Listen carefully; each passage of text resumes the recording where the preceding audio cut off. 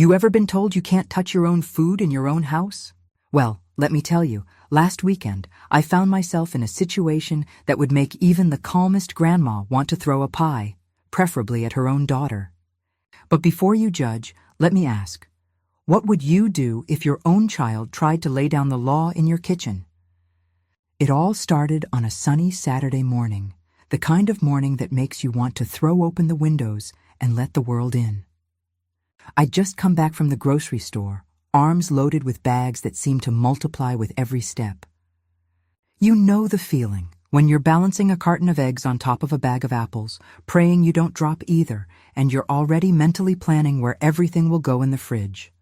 I was feeling pretty pleased with myself, to be honest.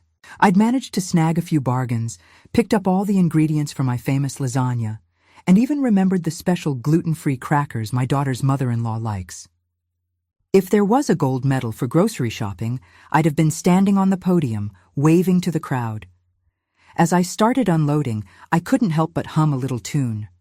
There's something so satisfying about filling up a fridge, isn't there? It's like a fresh start, a blank canvas just waiting for a masterpiece.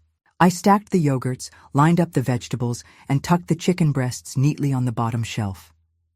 I even arranged the condiments by height, ketchup, mustard, and that fancy balsamic glaze I only use when company comes over. For a moment, I felt like Martha Stewart on a good day, queen of my own kitchen. That's when the peace shattered.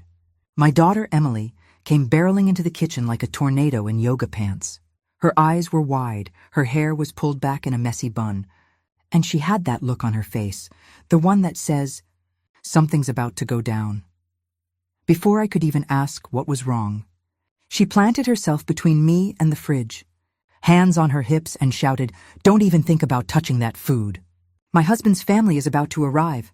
I froze, a block of cheddar in one hand and a bag of baby carrots in the other. For a split second, I wondered if I'd misheard her. Was she really telling me in my own kitchen not to touch the food I'd just bought? I blinked, trying to process it. Did I just get grounded in my own house? I glanced at the fridge, then at Emily, then back at the fridge, as if it might offer some explanation. But the fridge, as usual, remained silent. Before I could say a word, in walked my son-in-law, Mark. Now Mark is a good man, kind, hard-working, and absolutely devoted to Emily. But he's also the type who likes to back up his wife, no matter what. He puffed up his chest, trying to look authoritative, and declared, "If my wife said it, that's how it will be." He even gave me a little nod, as if to say, "Sorry, but you know how it is." I looked at the two of them, standing there like a united front, and I had to bite my tongue to keep from laughing. Part of me wanted to protest. After all, wasn't this my house? My kitchen? My groceries? But another part of me, the part that's been a mother for over 30 years, knew better. Sometimes it's just easier to let the kids think they're in charge. Besides, I could see how nervous Emily was. She wanted everything to be perfect for her in-laws' visit, and if that meant I had to pretend the fridge was off limits, so be it. So I smiled and nodded, playing along. "Of course, dear," I said, setting the cheddar and carrots on the counter. "Your kitchen, your rules." I could see the relief wash over her face, and Mark gave me a grateful smile. For a moment, I felt a little pang. When did the roles reverse? When did my little girl become the one giving orders in the kitchen? But I pushed the thought aside. There would be time to reflect later. Right now, there was a dinner to prepare, and apparently, I was on a need-to-know basis. As Emily bustled around, checking the oven and rearranging the place settings for the third time, I found myself tiptoeing around my own kitchen. Every time I reached for a snack or tried to help, she'd swoop in with a gentle but firm, "Not that, Mom," or "Let me handle it, Mom." I started to feel like a guest in my own home, relegated to the sidelines while the younger generation took over. I tried to remind myself that this was a good thing. Emily was confident, capable, and eager to impress her in-laws. Still, I couldn't help but feel a little left out. At one point, I caught Mark sneaking a handful of grapes from the fruit bowl. He winked at me, and I had to stifle a giggle. Maybe I wasn't the only one feeling a bit out of place. We shared a silent moment of camaraderie, two outsiders in the kingdom of Emily. As the afternoon wore on, the house filled with the smells of roasting chicken and fresh bread. Emily's nerves seemed to settle, and she even let me help set the table, under her watchful eye, of course. I found myself smiling, remembering all the times I'd been in her shoes, desperate to make a good impression, wanting everything to be just right. By the time the doorbell rang, signaling the arrival of the in-laws, the kitchen was spotless, the table was set, and the fridge was still fully stocked, untouched, just as Emily had decreed. I took a deep breath, smoothed my hair, and prepared to play the gracious hostess. After all, sometimes the best thing a mother can do is step back and let her daughter shine, even if it means pretending the fridge is off limits in her own home. Little did I know, the real drama was still to come. If you've ever been a guest in your own home, you'll know exactly how I felt that afternoon. There I was, tiptoeing around my own kitchen, stomach growling, while the royal feast I'd so lovingly shopped for sat untouched behind the gleaming refrigerator door. I kept glancing at that fridge like it was a forbidden treasure chest, sparkling with the promise of cold cuts, cheese, and that decadent chocolate cake I'd picked up on a whim. Have you ever tried to ignore a chocolate cake that's calling your name? It's torture, pure and simple. I swear, I could almost hear it whispering, just one little slice no one will notice. But every time I so much as drifted in the direction of the fridge, Emily would swoop in, eyes narrowed, and give me that look. You know the one, the "Don't you dare, Mom." Look, I started to wonder, whose house was this again? Meanwhile, Emily was a whirlwind of activity, darting from room to room, fluffing pillows and lighting candles, acting like Martha Stewart's more stressed-out twin. She'd arranged the throw pillows on the couch so many times, I was starting to worry the fabric would wear thin. She even polished the silverware, which, let's be honest, hadn't seen the light of day since last Thanksgiving. I watched her light the good candles, the ones she usually saves for special occasions, and I had to bite my tongue to keep from reminding her that her mother-in-law was allergic to anything floral. But Emily was on a mission, and nothing was going to stop her. Mark, my son-in-law, was no better. He kept peeking out the window every few minutes, as if his family might parachute in at any moment. I half expected to see a line of SUVs pulling up the driveway, or maybe a marching band announcing their arrival. Every time a car drove by, Mark would tense up, then relax when it kept going. I could see the nerves written all over his face, and I almost felt sorry for him. Almost. I tried to help, really I did. I offered to chop some vegetables, set the table, even just fold the napkins. But every time I reached for a snack or tried to lend a hand, Emily would intercept me with a gentle but firm, "I've got it, Mom." At one point, I reached for a handful of grapes, and she practically leapt across the kitchen to stop me. "Not those, Mom. We need them for the fruit platter." I raised an eyebrow, but she was already off to rearrange the cheese board for the third time. I started to feel like a child again, sneaking cookies before dinner, except this time the roles were reversed. So, I did what any self-respecting mother would do. I found a quiet corner and watched the show. I perched on a bar stool, sipping my coffee, and tried to stay out of the way. I couldn't help but smile as I watched Emily and Mark fuss over every little detail. It was sweet, really, how much they cared about making a good impression. I remembered the first time I hosted my in-laws, how I'd scrubbed every inch of the house and agonized over the menu. I'd wanted everything to be perfect, just like Emily did now. Funny how life comes full circle, isn't it? But as the minutes ticked by, my stomach started to protest. Loudly. I glanced at the clock, still an hour until the in-laws were due to arrive. My mind wandered back to that chocolate cake, sitting so innocently in the fridge.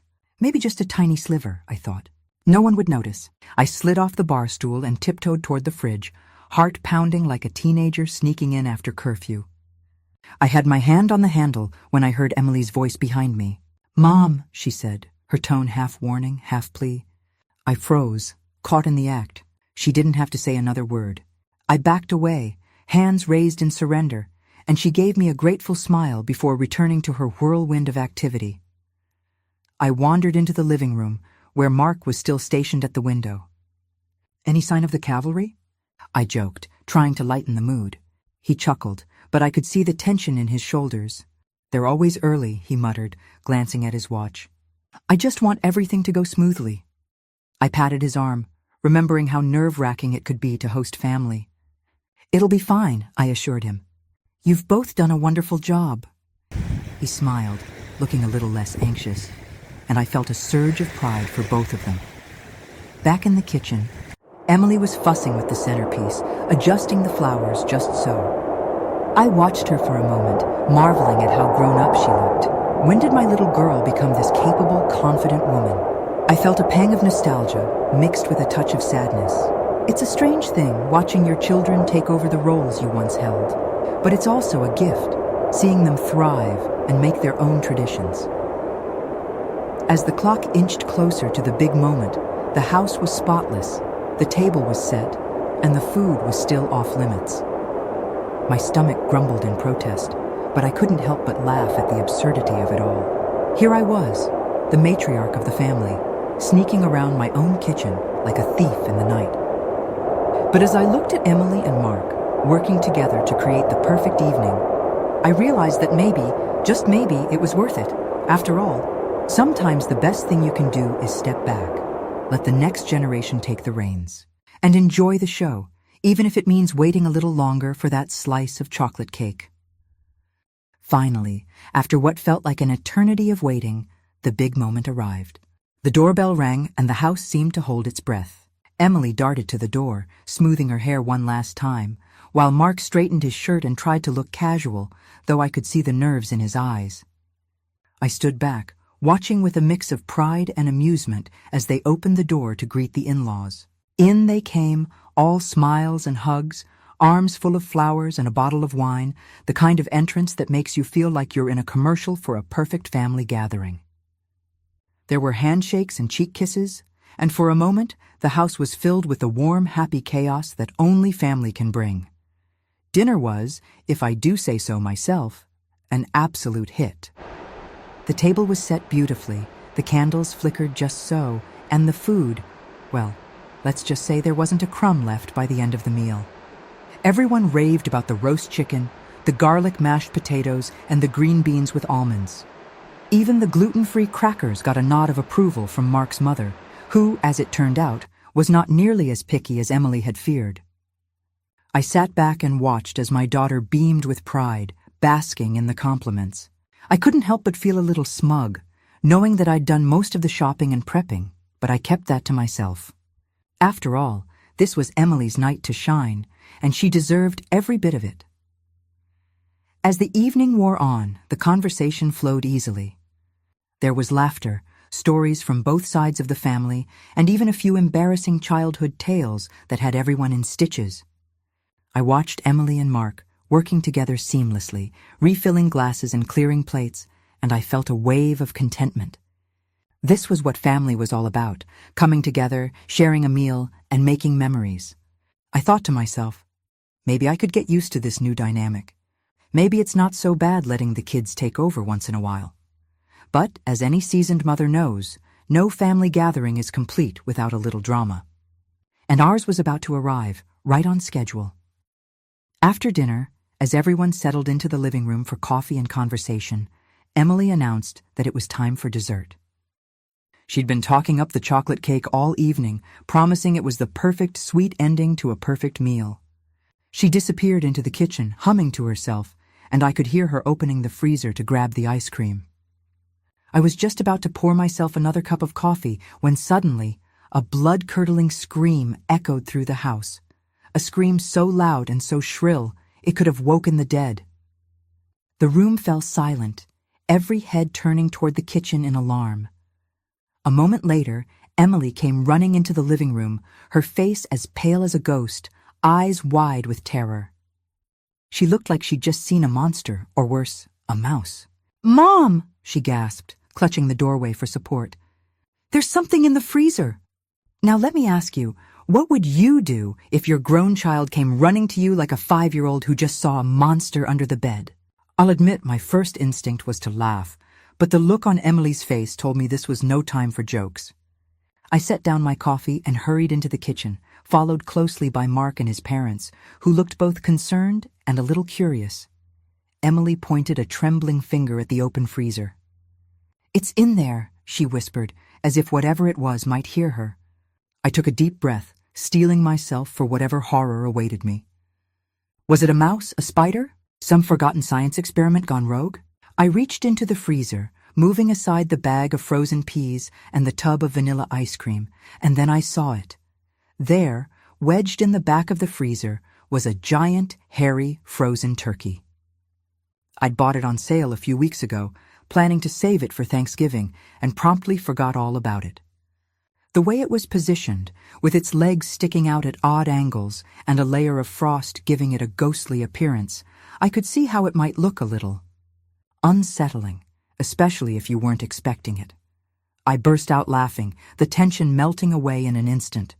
"Emily, it's just the turkey," I said, pulling it out and holding it up for everyone to see. "I bought it last week and forgot to tell you. Looks like our Thanksgiving guest arrived a little early." For a moment there was silence, and then the whole room erupted in laughter. Even Emily, still a little shaky, managed a weak smile. Mark's father clapped me on the back, chuckling. "Well, that's one way to keep dessert interesting." Mark's mother wiped tears of laughter from her eyes, and Emily finally let out a relieved giggle. As we all gathered around the kitchen, the turkey sitting proudly on the counter, I realized that this was the moment we'd remember, not the perfectly set table or the flawless meal, but the unexpected, hilarious chaos that brought us all together. Emily hugged me, still laughing, and whispered, "Only in our family, Mom. Only in our family." And you know what? She was absolutely right. I walked over to the freezer, doing my best to keep a straight face, though I could feel the laughter bubbling up inside me. Emily was still standing there, pointing with a trembling finger at the back of the freezer, her eyes wide as saucers. The rest of the family had gathered in the kitchen doorway, craning their necks to see what all the fuss was about. I leaned in, peered past the bags of frozen peas and the half-eaten tub of vanilla ice cream, and there it was, the infamous, hairy, frozen turkey. I'd completely forgotten about it. I'd bought it on sale a few weeks ago, thinking I was being clever and thrifty, and then promptly stuffed it in the back of the freezer, out of sight and out of mind. Now, with a layer of frost clinging to its skin and its legs sticking out at odd angles, it looked less like a holiday centerpiece and more like a creature from a low-budget horror movie. For a split second, I could see how Emily might have mistaken it for something alive, ready to leap out and join the party. I turned to look at her, trying to keep my composure, but the corners of my mouth were already twitching. "Emily," I said, holding up the turkey for everyone to see, "I think we've found your monster." The room was silent for a heartbeat, and then, as if on cue, my daughter burst out laughing. It started as a giggle, then grew into a full-blown belly laugh, the kind that makes your sides ache and your eyes water. Mark, his parents, and even I couldn't help but join in. The kitchen, which had been filled with so much tension and nervous energy just moments before, was suddenly alive with laughter. Mark's father slapped the counter, tears streaming down his face, while his mother leaned against the fridge, gasping for breath between fits of giggles. Even Emily, who had been so tightly wound all day, was doubled over, clutching her stomach and shaking her head. It was as if the frozen turkey had cast a spell, melting away all the stress and anxiety that had built up over the course of the day. The in-laws, who had seemed a little stiff and formal at first, were suddenly relaxed and at ease, swapping stories about their own kitchen mishaps and holiday disasters. Mark's mother told us about the time she'd accidentally cooked a plastic bag inside a roast, while his father confessed to once mistaking powdered sugar for flour in a batch of cookies. We all laughed until our cheeks hurt. The kind of laughter that brings people together and makes you forget, even for a moment, about the little things that don't really matter. As the laughter died down, Emily wiped her eyes and looked at me, a mischievous glint in her eye. "You know, Mom," she said, "I think you planned this." I raised an eyebrow, feigning innocence. "Me? Plan a turkey ambush? Never." But the truth was, I couldn't have orchestrated a better ending to the evening if I'd tried. All the fuss about not touching the food, all the rules and the stress, had melted away in the face of one silly, unexpected moment. It was a reminder that sometimes the best memories come from the things you never see coming. We finally got around to dessert, and as Emily served the chocolate cake and scooped out the ice cream, carefully avoiding the turkey, of course, the conversation flowed easily. The in-laws complimented the meal. Emily beamed with pride, and Mark looked at me with a grateful smile. I could see that the ice had truly been broken, and not just in the freezer. The evening, which had started with so much pressure to be perfect, had turned into something far more special, a night filled with laughter, connection, and a story we'd be telling for years to come. As the guests prepared to leave, Mark's mother hugged me and whispered, "Thank you for a wonderful evening. You have a lovely family." I smiled, feeling a warmth in my chest that had nothing to do with the wine or the food. Emily hugged me too, and for a moment she was my little girl again, grateful for her mother's steady presence. "Thanks for saving the day, Mom," she whispered. "And for not saying I told you so." I just winked and squeezed her hand. After all, a little mystery in the freezer never hurt anyone. Later that night, as I tidied up the kitchen and put away the last of the dishes, I found myself chuckling at the memory of Emily's face when she saw the turkey. I thought about all the times I'd tried to make everything perfect, only to have something go hilariously wrong. And I realized that those were always the moments we remembered most, the times when things didn't go according to plan, but somehow turned out even better. So next time someone tells you not to touch the food in your own house, just remember, you might be the one who gets the last laugh. Life is too short to worry about a little chaos in the kitchen. Sometimes the best stories come from the silliest moments. And the sweetest revenge is simply letting yourself enjoy them. If you enjoyed this story, don't forget to subscribe for more tales of family, food, and a little bit of mischief. And tell me, what's the funniest thing you've ever found in your freezer? I'd love to hear your stories too. Until next time, keep laughing, keep loving, and never be afraid to sneak a slice of cake when no one's looking.